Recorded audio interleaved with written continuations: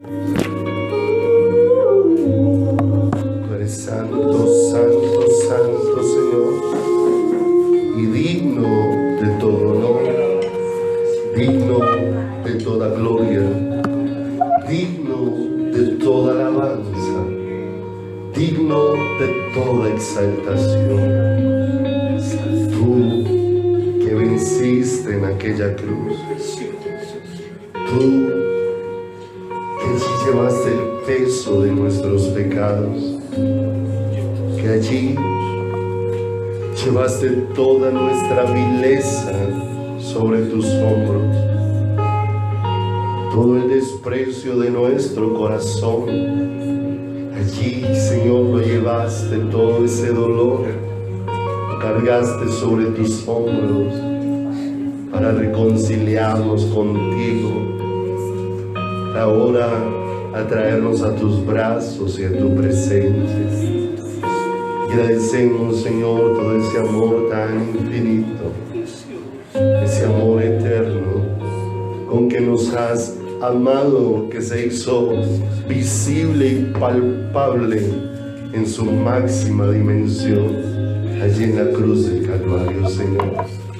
Gracias por este tiempo hermoso de poder estar junto a ti.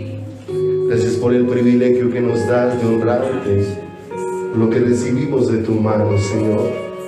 Gracias, Dios, porque podemos presentarnos delante de ti con aquello que tú mismo pusiste en nuestras manos para honrarte con ello.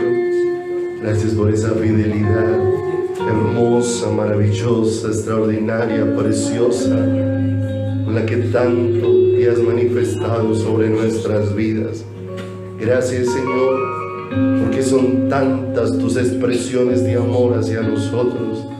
De cuántas maneras te expresas, Señor. Te expresas con un amanecer, con una lluvia, te expresas con el rocío de la mañana, nos expresas tu amor aún con el aire que sopla sobre nosotros, Padre. Tú, Señor, que estás haciendo por tu gracia maravillosa nuestro corazón sensible a tu amor glorioso y extraordinario. Permítenos ser un pueblo atento, ser un pueblo, Señor amado, que tome tu palabra, Señor.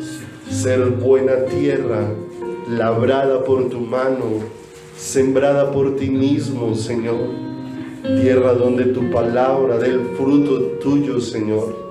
Como lo expresa tu palabra, en esto es glorificado mi Padre, en que llevéis mucho fruto y seáis así mis discípulos. Señor, te agradecemos toda tu fidelidad, tu amor, tu cuidado. Te pedimos que en esta noche, Señor, nos hables a través de tu palabra, Señor. Seas, Señor, tocando nuestro corazón, seas ministrando nuestras vidas y seas llenándonos cada día más de ti. Danos la gracia, Dios, de poder recibir tu palabra en nuestro espíritu, Señor. Padre, que tú nos guíes, nos dirijas y nos des esa gracia maravillosa de entender con el corazón tus palabras, Señor. Gracias en el glorioso, puro y santo nombre de Jesucristo, nuestro eterno Salvador. Amén y amén, Señor.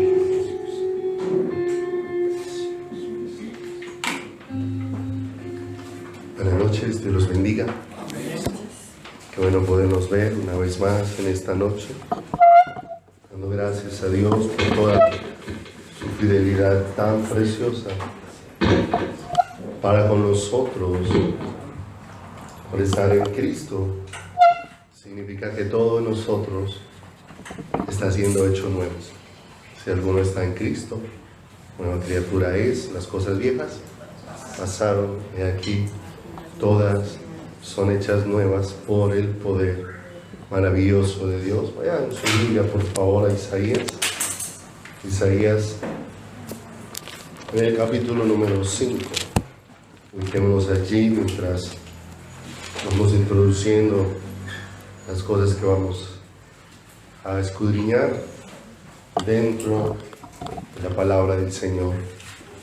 Pedimos a Dios que nos dé esa gracia de poder ver como Él ve, no conforme a nuestro parecer, porque como dice la Escritura, la palabra no es para interpretar de manera privada, solo es para que Dios mismo nos muestre cuál es el deseo de su corazón y cuál es su perfecta voluntad para nuestras vidas. Entrar en el mundo de Dios es ser introducidos en un universo totalmente opuesto al que hemos conocido en el mundo. El mundo de Dios es una esfera donde cambian todos los valores, donde todo lo que considerábamos valioso, cuando venimos al Señor nos damos cuenta que era basura, que no tenía ningún valor, pero que tantas veces nosotros lo abrazamos como si fuera lo que nos daba la vida, lo que nos otorgaba la felicidad, lo que nos otorgaba disfrutar lo que Dios nos había dado. Y muchas veces cuando vamos entrando en la palabra del Señor hay muchas cosas que van chocando de la palabra en nuestro corazón. Y van chocando porque no concuerdan con la manera de pensar que yo traía, con la forma en que fui educado, en cómo fui enseñado, en cómo fui formado.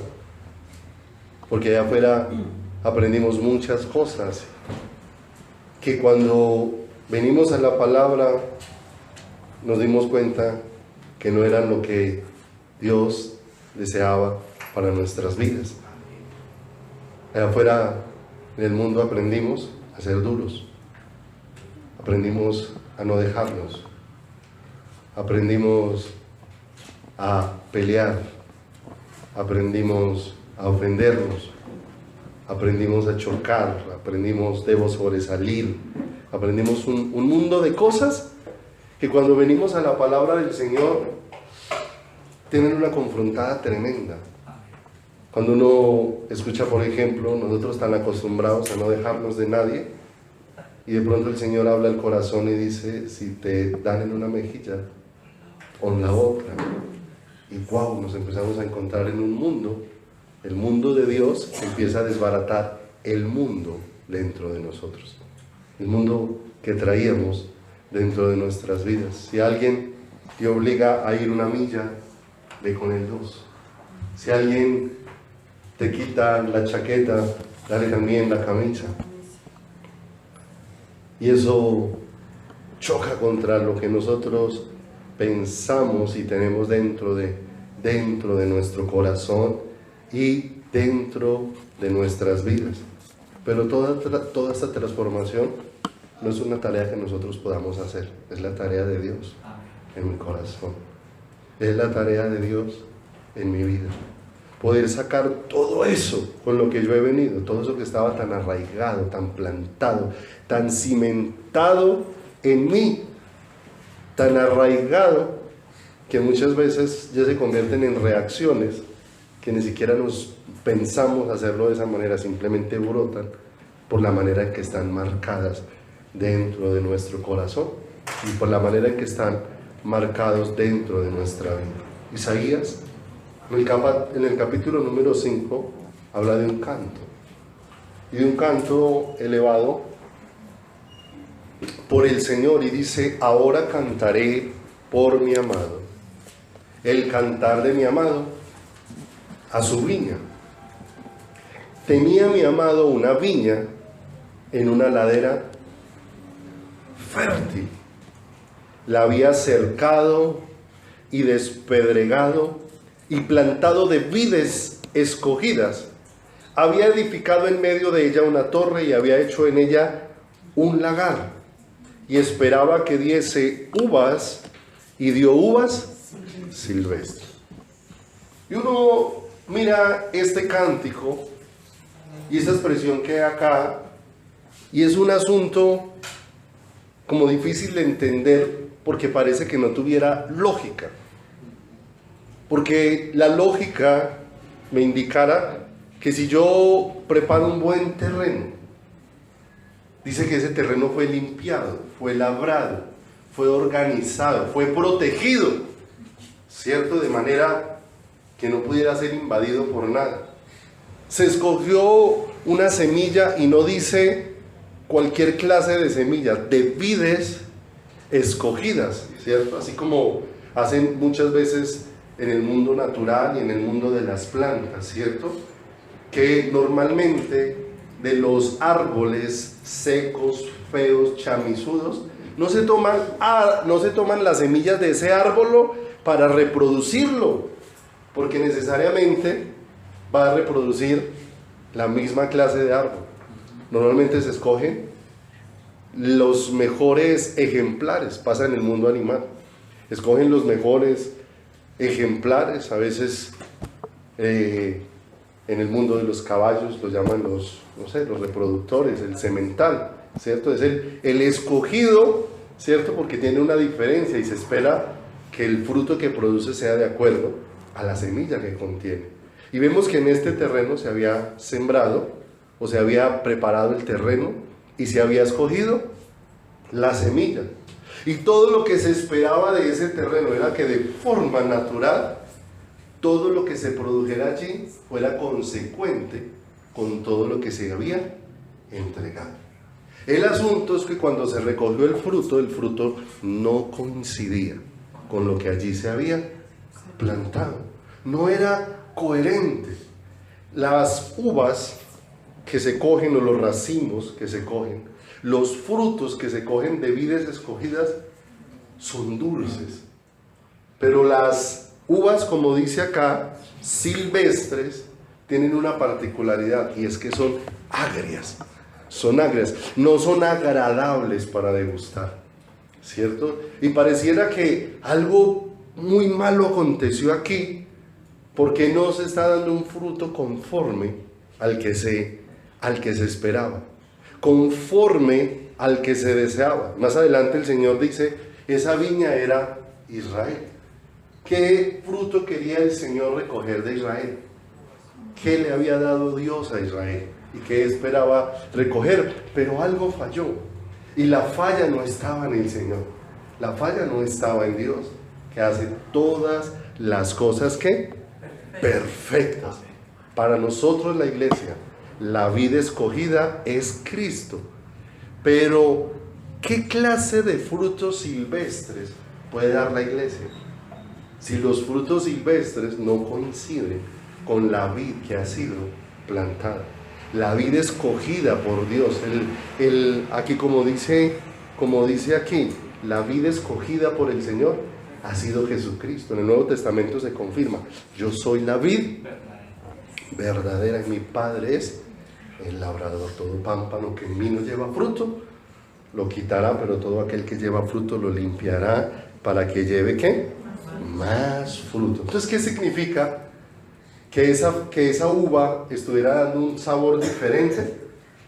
Miren que el sabor de la uva no se lo da la cáscara. Es más, cuando ponían las uvas en el lagar, el propósito de meterlas ahí para pisarlas era separar la pulpa de la cáscara, ¿cierto? Porque el sabor, lo que se espera conseguir de la uva, es lo que viene al interior de ¿qué? De la uva. ¿Dónde estaba el problema de ese fruto? En el interior.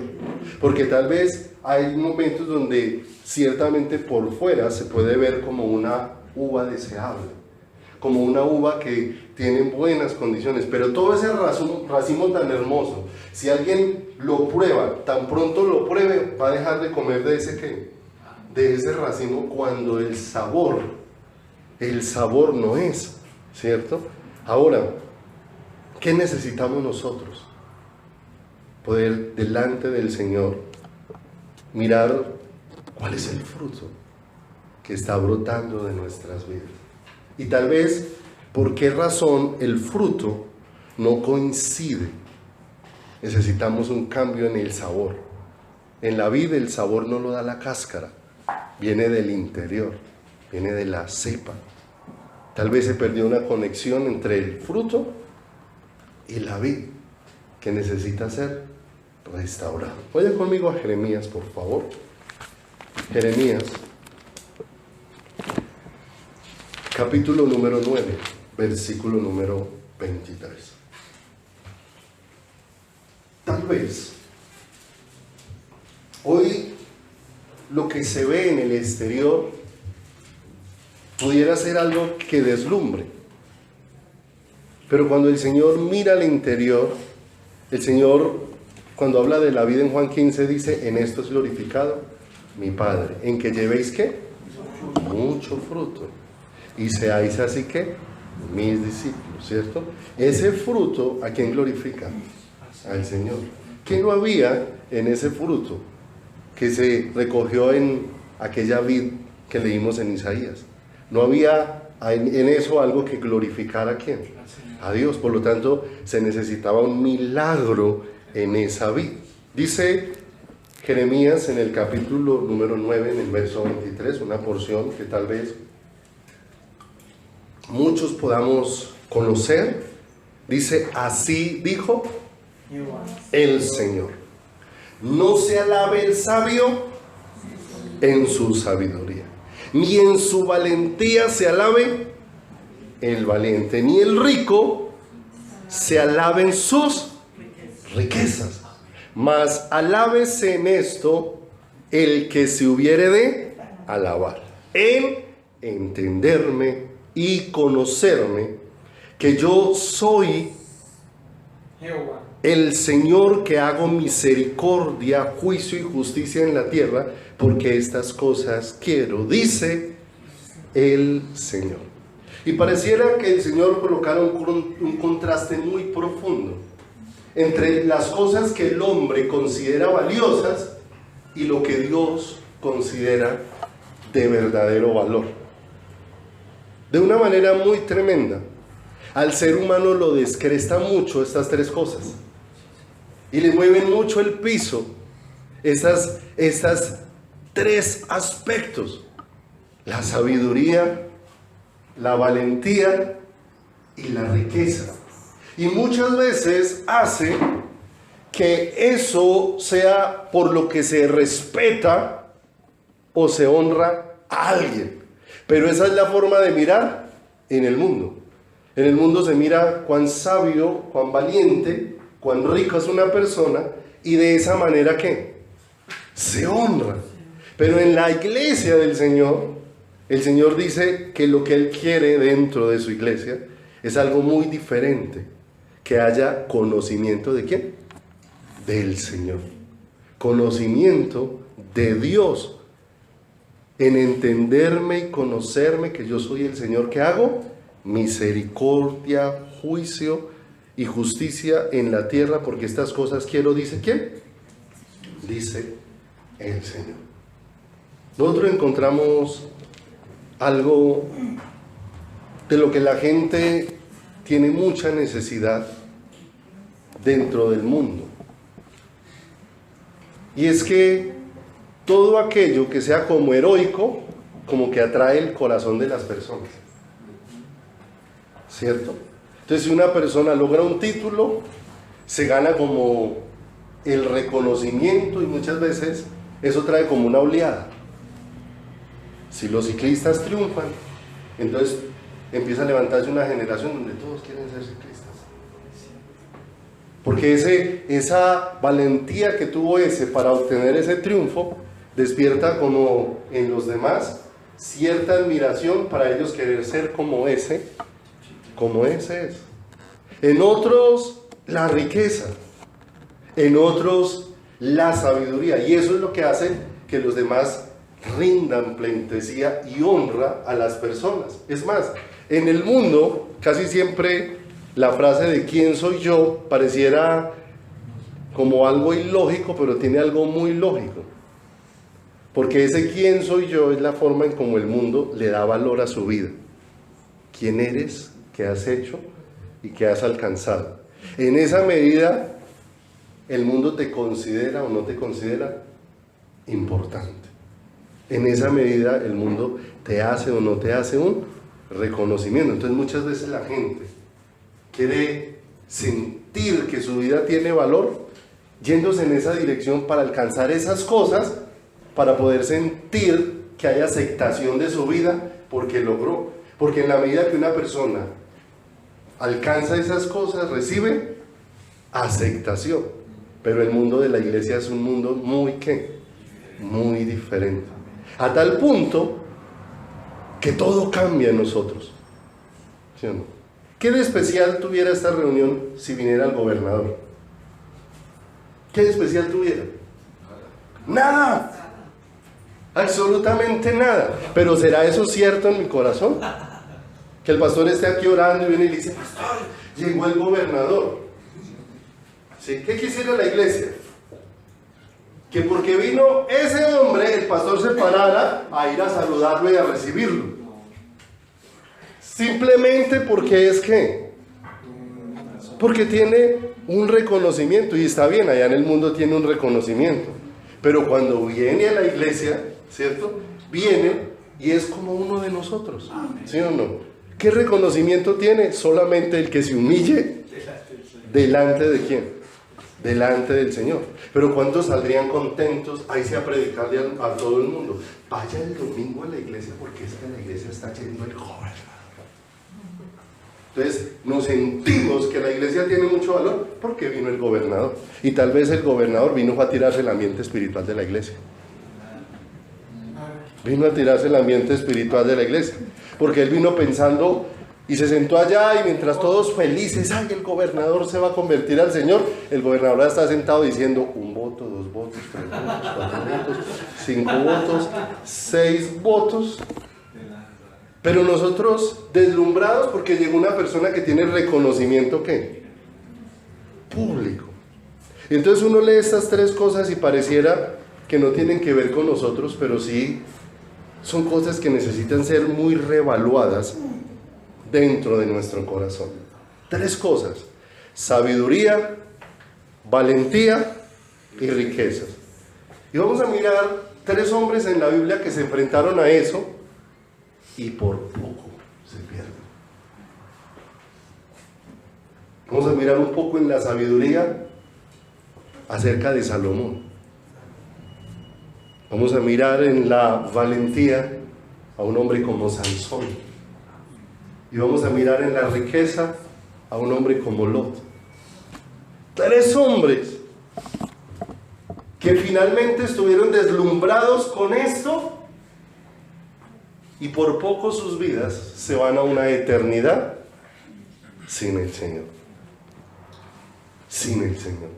No se alabe el sabio en su sabiduría. Vayan conmigo por favor a Primera de Crónicas. Vamos a mirar la primera parte en la vida de Salomón. Primera de Crónicas. Hemos hablado en algunos momentos que hay personas que despiertan admiración de los demás seres humanos, pero esa admiración no es necesariamente porque se vean inundados de Dios, sino porque tal vez todo lo que les rodea hace que los demás pongan cierta mirada sobre quién, sobre ellos. Y lo que pasaba en esa época todavía sigue tan actual, ¿cierto? Dice acá en Primera de Crónicas, en el capítulo número 22, en el versículo número 6.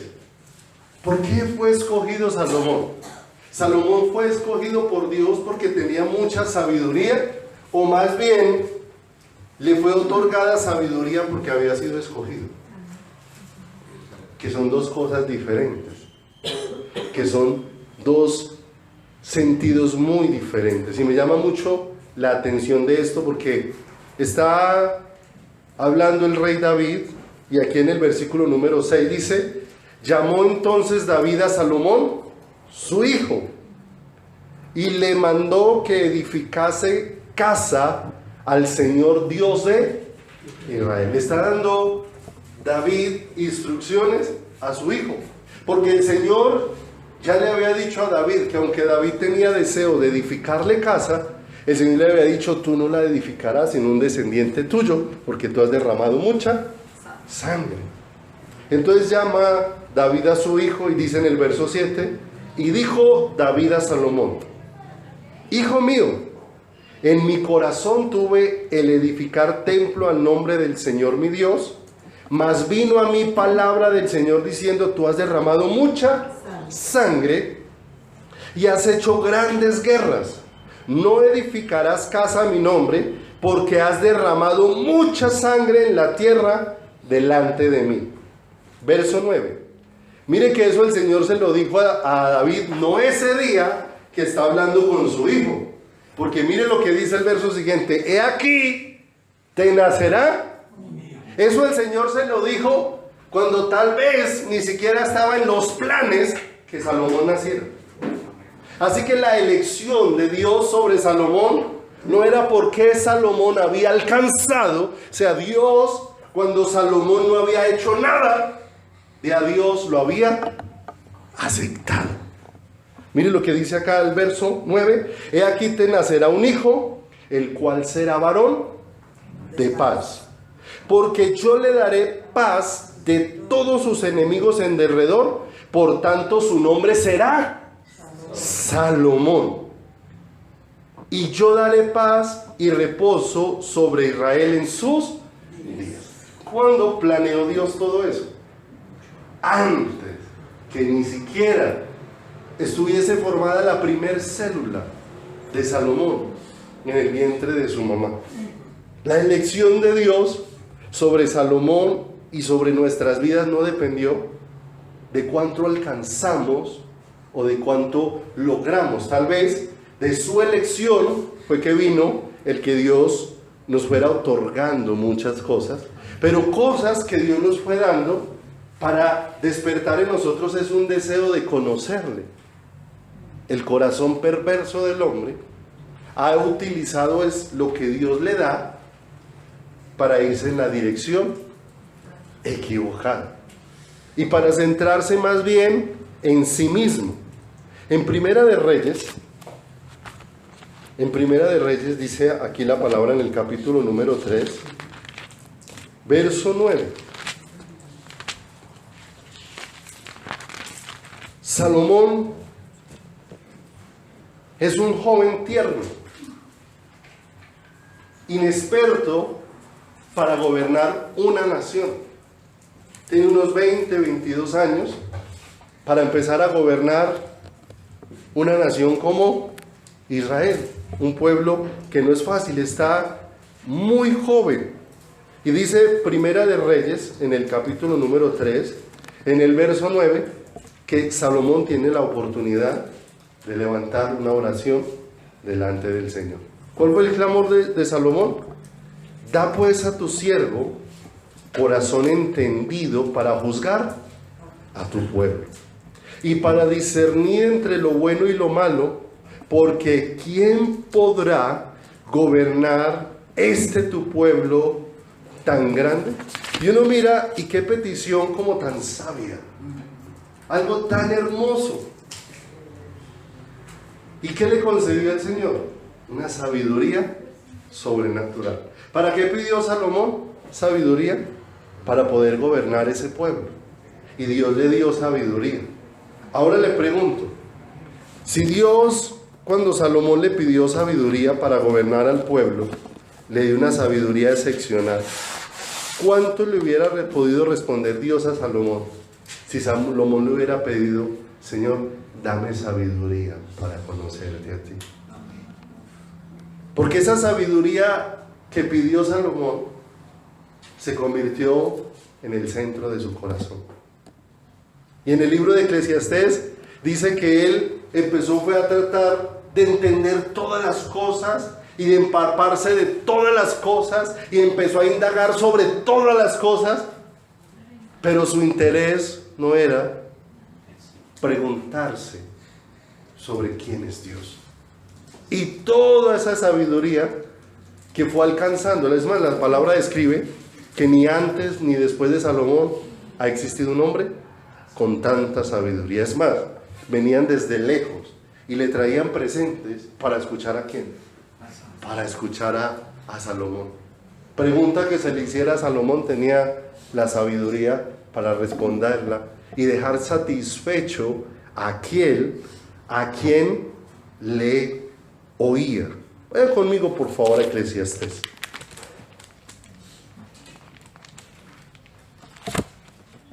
Eclesiastés. Capítulo número 1, verso número 16. ¿De dónde provenía la sabiduría que tuvo Salomón? ¿A quién se la pidió? ¿Quién se la concedió? El asunto es cuando Dios me da algo, y eso que Dios me lo da para que yo lo honre a Él, no para que me honre a mí mismo, porque es la inclinación del corazón del ser humano, querer buscar honra. ¿Qué es lo que se busca en el mundo? Honra. ¿Qué es lo que se busca en el mundo? Reconocimiento. Eso es lo que se busca. Pero mire lo que dice acá Salomón, verso 16 del capítulo 1. Hablé yo en mi corazón diciendo: he aquí, yo me he engrandecido y he crecido. ¿A quién se la pidió? ¿A quién perdió de vista? ¿Qué se volvió su centro? Esa es la forma como se opera allá afuera. No se alabe el sabio en... ¿Qué está haciendo aquí Salomón? Alabando. Y en medio de toda esa sabiduría, su sabiduría se le fue volviendo necedad. Porque uno va encontrando que entre más conocimiento va teniendo una persona, esa persona se vuelve como más complicada para aceptar las cosas de Dios. Más complicado. Como que ese conocimiento produce una ceguera dentro de su corazón y dentro de su vida. Dice en el capítulo 2, verso 1: dije yo en mi corazón, ven ahora, te probaré con alegría y gozarás de bienes, mas he aquí, esto también es ¿qué? Es vanidad. Y ahí en adelante aparece toda una lista de todo lo que él emprendió. Se puso a probar ¿de qué? De todo, a querer conocer de todo. Se hizo estanques, se hizo construcciones, se hizo toda clase de cosas. Y dice el verso 11, pase ahí: miré yo luego todas las obras que habían hecho mis manos y el trabajo que tomé para hacerlas, y he aquí todo era vanidad y aflicción de espíritu. Y sí, ¿cuánto se había desgastado en todo eso? ¿Cuánto se había desgastado? Y dice aquí más adelantico, pase ahí al versículo número 14. Él termina diciendo esto: el sabio tiene sus ojos en su cabeza, mas el necio anda en tinieblas. Pero también entendí yo que un mismo suceso acontecerá al uno como al otro.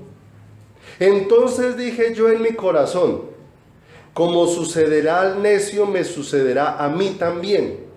¿Para qué pues he trabajado hasta ahora por hacerme más sabio?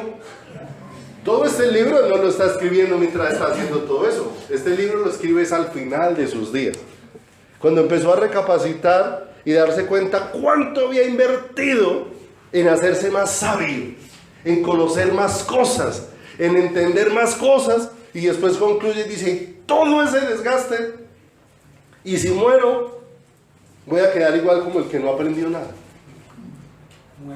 Voy a morir y con el paso de los días voy a ser olvidado. ¿Y dónde quedó todo aquello? ¿Y dónde quedó todo esto? Él utiliza muchas veces la expresión vanidad y aflicción de espíritu, que es como una referencia a esto de aflicción, a alimentarse del viento, o como querer atrapar el viento. ¿Sí o no? Póngase a atrapar el viento. Y usted dice: eso es un asunto inútil. Inútil. ¿A dónde va a llegar con eso? Se vuelve un asunto inútil. Él dijo: me dediqué a buscar la sabiduría, y después de ensayar de todo, me di cuenta que eso era vanidad. Pero ¿cuántas veces nosotros nos sentimos nada? Porque así el mundo nos quiere hacer sentir, ¿cierto? El mundo mira qué es lo que usted sabe para poderle tener ¿qué? Respeto. Una ocasión, cuando trabajaba en el Hotel Carretero,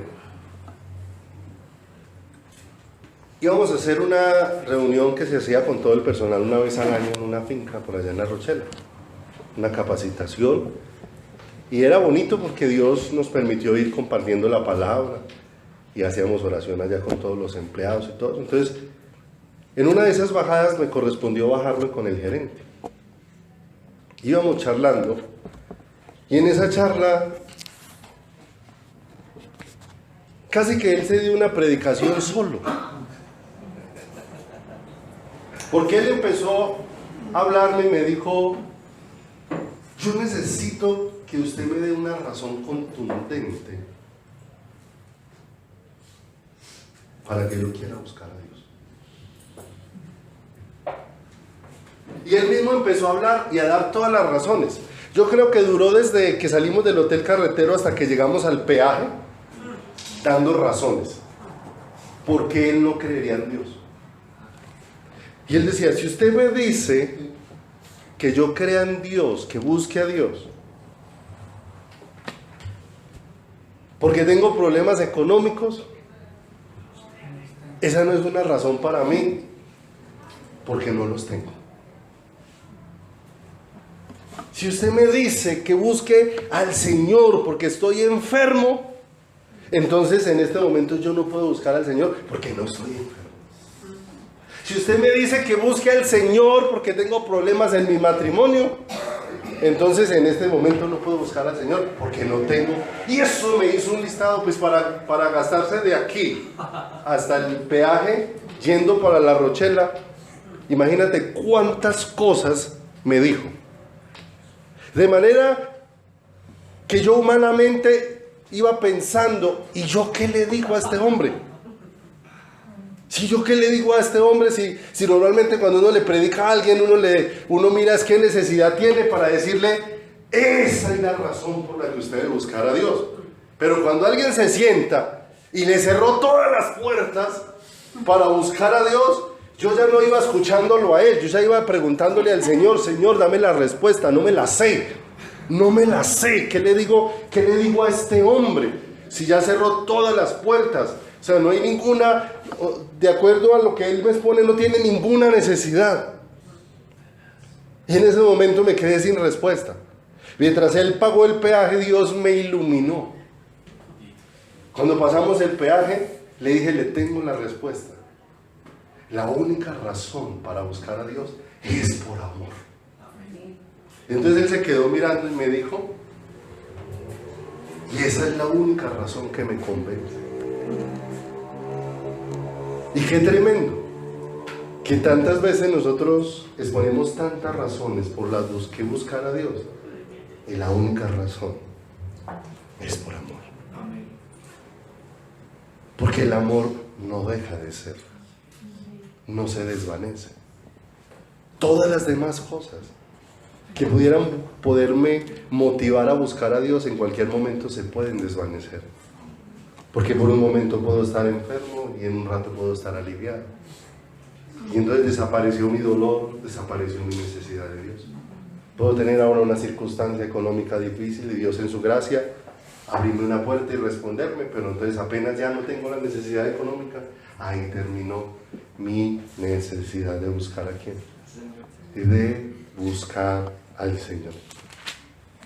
Dice acá Eclesiastés en el capítulo número 12, en el versículo número 13, la conclusión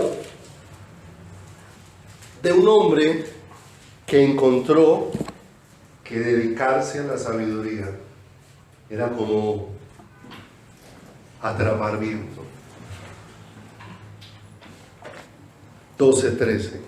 El fin de todo el discurso oído es este: teme a Dios y guarda ¿qué? Porque este es el todo ¿de quién? Del hombre. Una persona que se dedicó a la sabiduría, ¿qué concluyó? Ese no es el camino. Porque la sabiduría, ¿qué vale? Es la que nos lleva a conocer al Señor.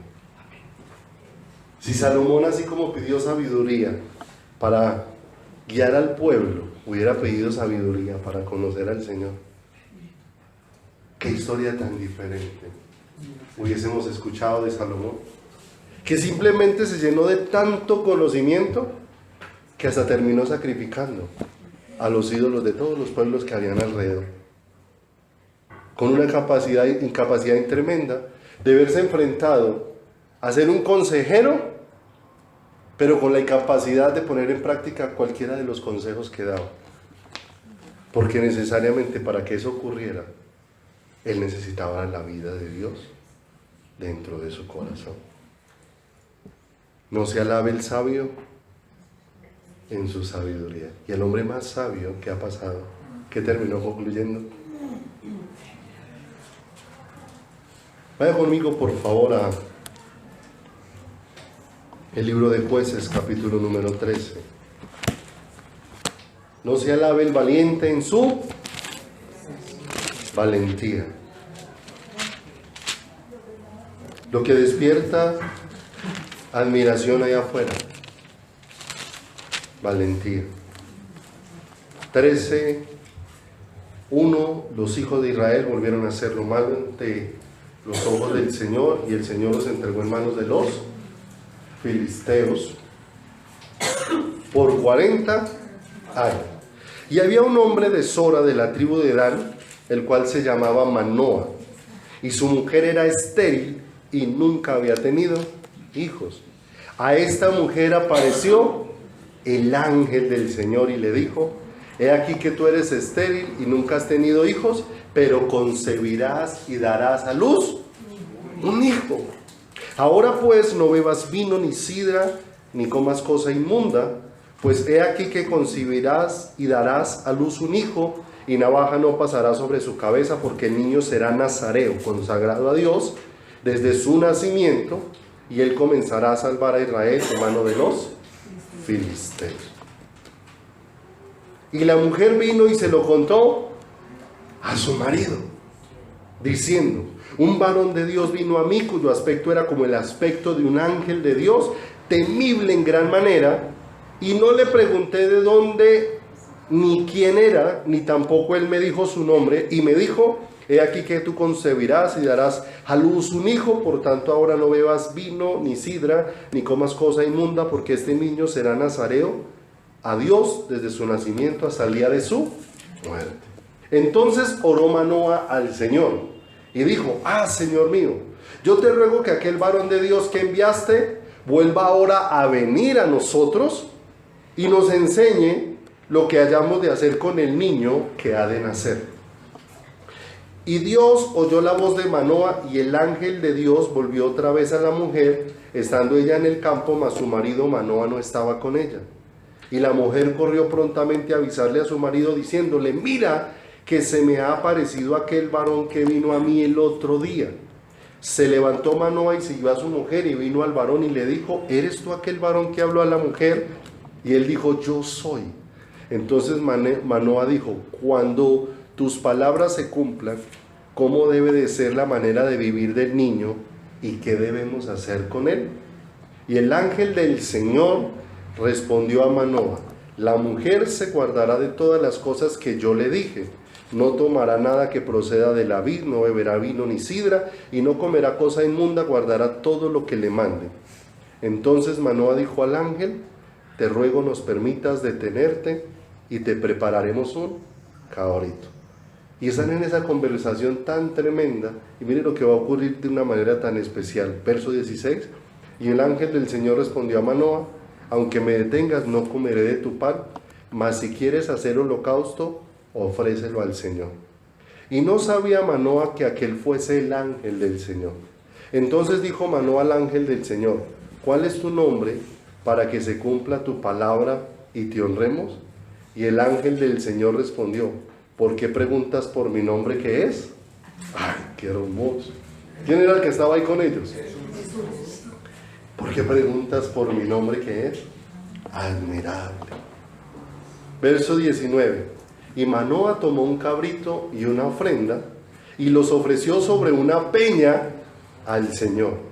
Y el ángel hizo milagro ante los ojos de Manoa y de su mujer. Escuche lo que ocurrió. Porque aconteció que cuando la llama subía del altar hacia el cielo, el ángel del Señor subió en la llama del altar ante los ojos de Manoa y de su mujer, los cuales se postraron en tierra. Hermoso, un acontecimiento, una manifestación hermosa. Y aquí había venido el ángel a decir que había plantado y que iba a dar vida para que naciera. Ahí más adelantico, en el versículo número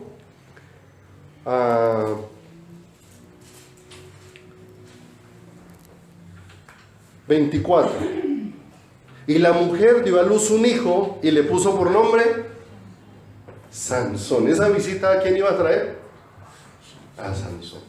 Y cuando uno lee la vida de Sansón, es asombrosa cuando uno lee la fuerza sobrenatural que se manifestaba en él. Si cualquiera de nosotros pudiese haber visto a Sansón, tal vez tendría que preguntarse, ¿y de dónde saca su fuerza? Porque tal vez pensamos nosotros con la imagen de los griegos, de ver ese un hombre ahí grande, lleno de músculos, y tal vez al ver a un hombre común y corriente, pero con una fuerza descomunal,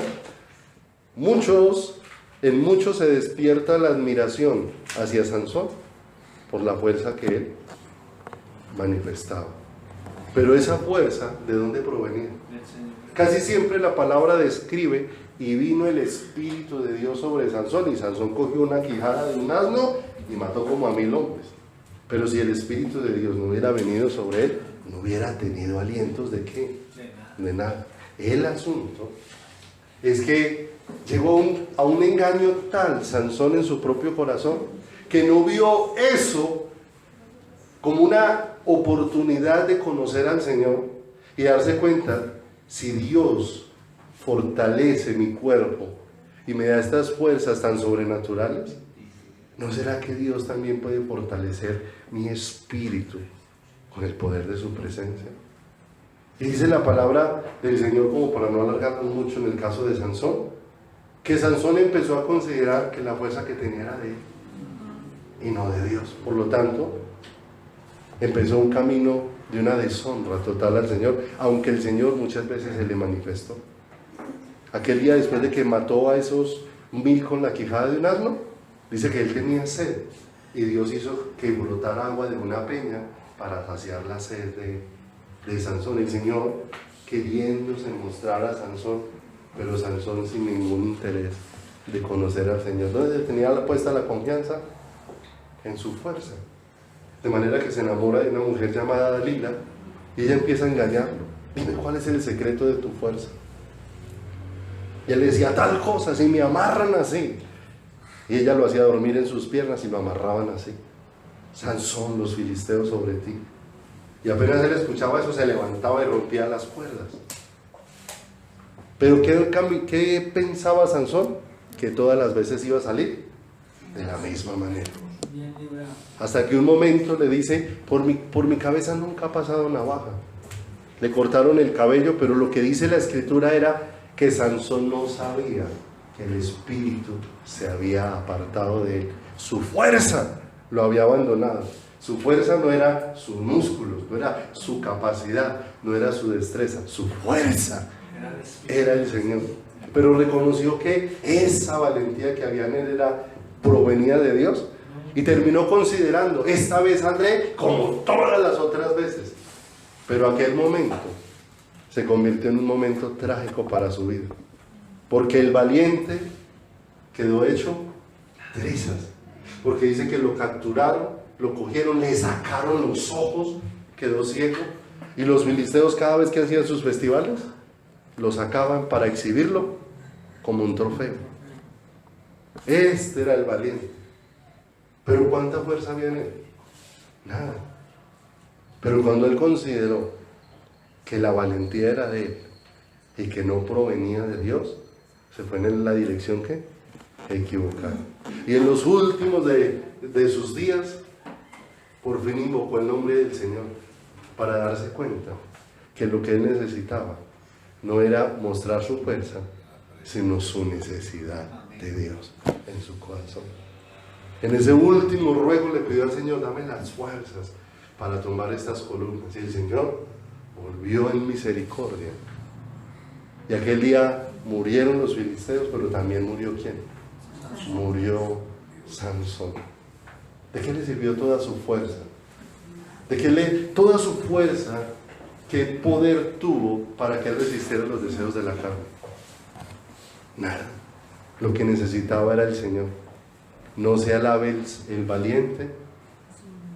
Cuando él consideró esa valentía como el centro de su vida, fue cuando se quebró, para darse cuenta que lo que necesitamos es aquí, al Señor. Miremos el tercer ejemplo, Lot, sobrino de Abraham. Por causa de Abraham, Lot había sido bendecido. Y dice que habían empezado a crecer los rebaños, se multiplicaron las ovejas, y llegó un momento donde tuvieron altercado los pastores que tenía Lot con los pastores que tenía Abraham. Y el altercado era porque al crecer tanto el número de sus rebaños, los lugares para pastar ya eran pequeños, lo que significaba que ya no podían seguir juntos. Llegó el momento donde se tienen que separar el uno del otro. Abraham, con una sabiduría tremenda, le dice a Lot: escojan. Y Lot empieza a mirar, pero mire el asunto de mirar con deseos ambiciosos y no pidiéndole dirección al Señor.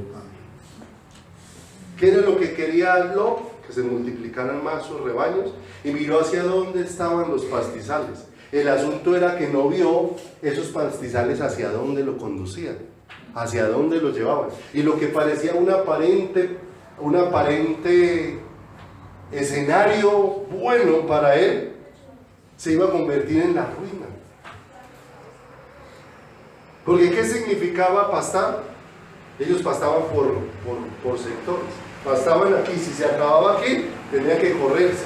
Y cada vez que se acababa el lugar de pastar, tenía que correrse. Y cada vez que se corría, ¿a dónde iba llegando? Y tal vez sí se iban multiplicando más sus ovejas. Cuando llegó a instalarse en Sodoma y en Gomorra, Lot era un hombre muy rico. Es más, se ganó el respeto. La Biblia describe que Lot era uno de los que se sentaba a la puerta. Y a la puerta se sentaban las personas que eran como ilustres, importantes. O sea, ¿cuánto respeto pudieran tener la gente de Sodoma y Gomorra a ver a Lot? Un hombre rico, un hombre que merece respeto, un hombre que merece honra. Pero ¿a dónde se fue instalando? ¿Dónde se fue instalando? Es más, Dios tiene una gran misericordia y envió unos ángeles. Envió unos ángeles a rescatarlo de allí, a sacarlo de esa condición. Es más, ¿cómo llegó Lot a Sodoma y a Gomorra? Rico.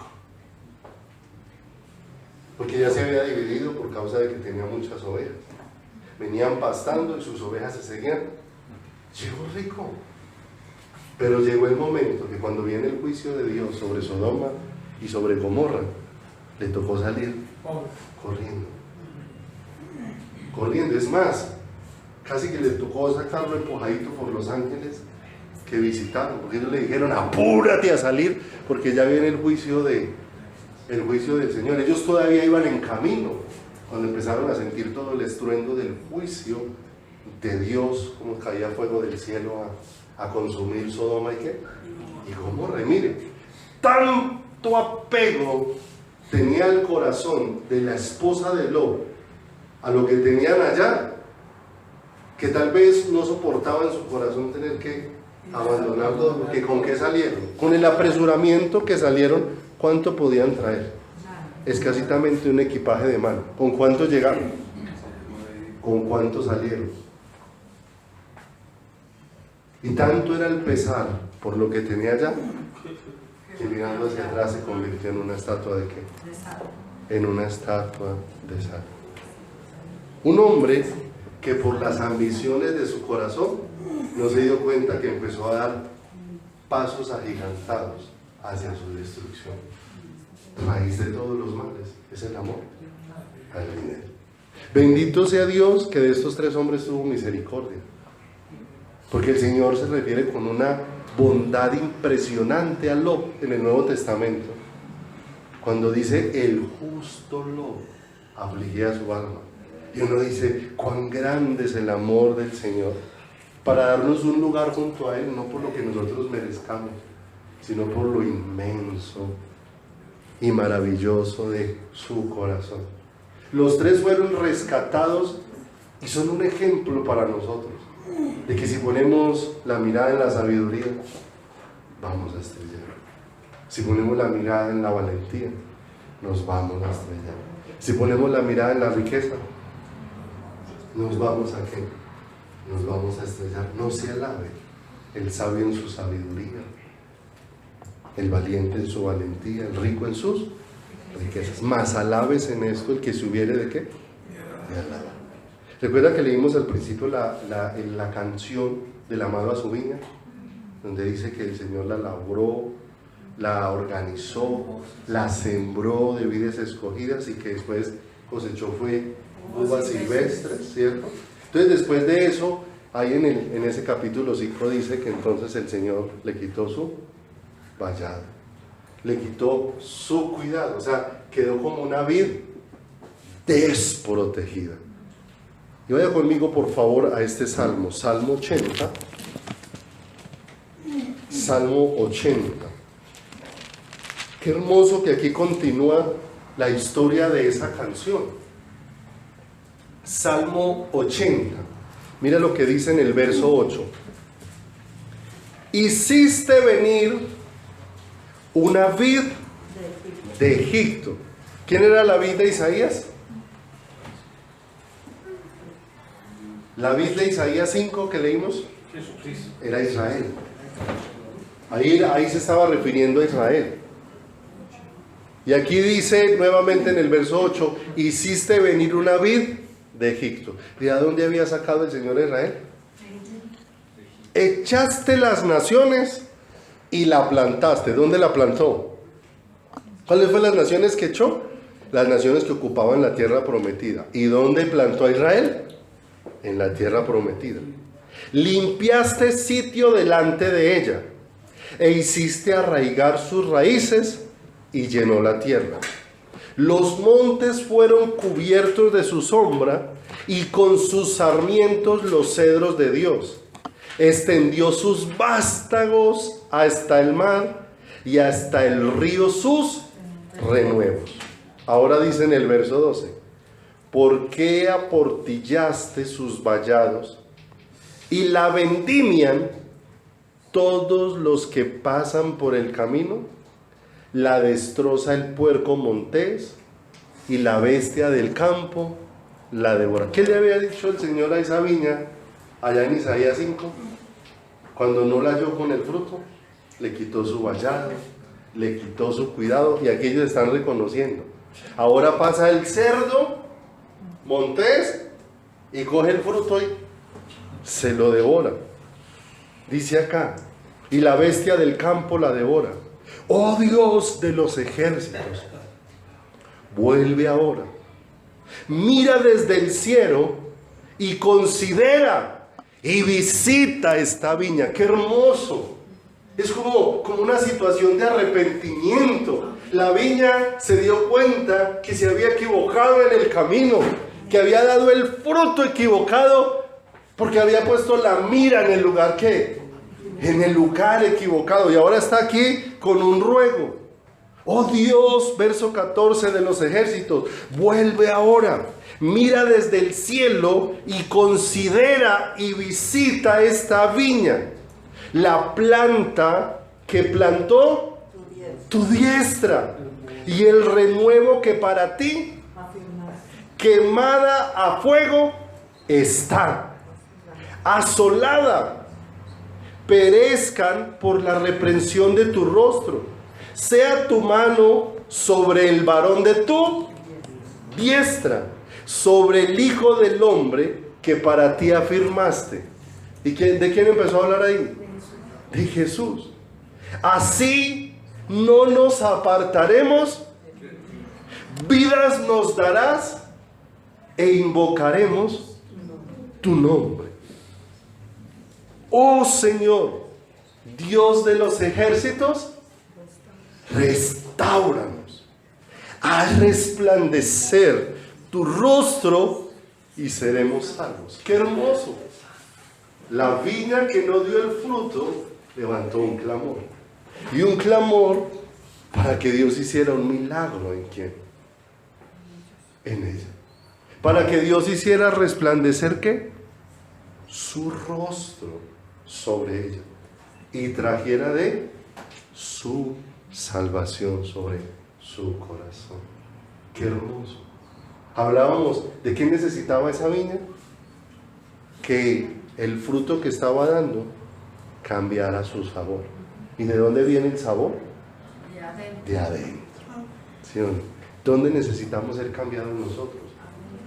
De adentro. De adentro. Y en este clamor que levantaron aquí, de una manera tan especial, no sé qué tan consciente hubiese estado el salmista aquí escribiendo acerca de Jesús, el restaurador de la vid. Yo soy la vid verdadera. Israel se corrompió y no dio los frutos que Dios esperaba, pero ahora vino Cristo para dar los frutos que alegren el corazón del Padre. Por eso es Cristo en nosotros la esperanza de gloria. Es Cristo en nosotros el que puede hacer que dejemos de ser uvas silvestres para ser uvas de vides escogidas por el infinito amor de Dios. No se alabe el sabio en su sabiduría, el valiente en su valentía, ni el rico en sus riquezas, mas alabes en esto el que se hubiere de alabar, en conocerme y entenderme que yo soy el Señor que hago justicia, juicio y misericordia, porque estas cosas quiero, dice el Señor. Vamos a orar. Padre bueno y maravilloso, estamos muy agradecidos, Padre, contigo por la infinita misericordia que necesita nuestro corazón de ti, Padre, porque tal vez, tantas veces oímos, Señor, que no es la sabiduría, la valentía, ni la riqueza, pero cuánto necesita ser entendido esto de verdad en nuestro corazón, Señor.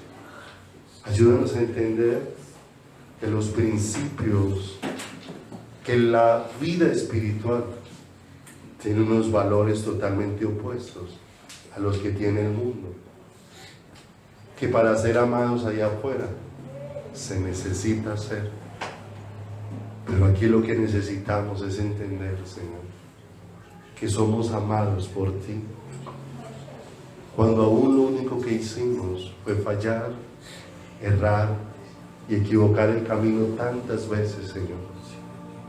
Y tantas veces, Señor, pudiésemos terminar teniendo un gran desprecio hacia ti, como lo vimos en gran parte de la vida de Salomón, por causa de la sabiduría. Qué desprecio hacia tu corazón. Por causa de la valentía. Qué desprecio en el corazón de Sansón hacia ti. Por la riqueza.